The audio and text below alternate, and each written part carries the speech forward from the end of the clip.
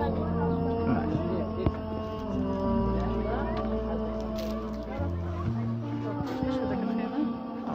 احنا من اصل مالناش خيمة.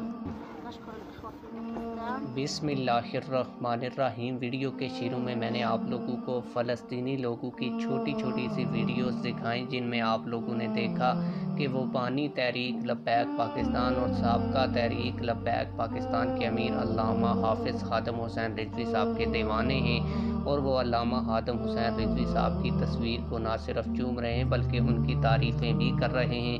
इसके अलावा एक खबर मैंने आप लोगों की दी थी कुछ दिन पहले, जिसमें मैंने आप लोगों को बताया था कि हाफिज़ साद रिजवी साहब ने इस रमज़ान में 60 करोड़ की एक बड़ी रकम जो है वो फ़लस्तीन के लोगों के लिए जमा की है।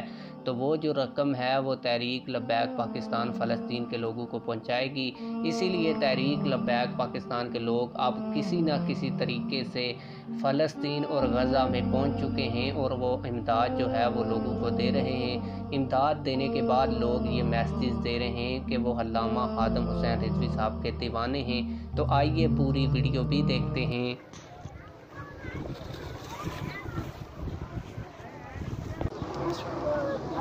باكستان مساعدة غزة.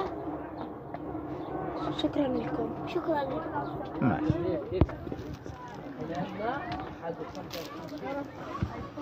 ايش بدك الخيمة؟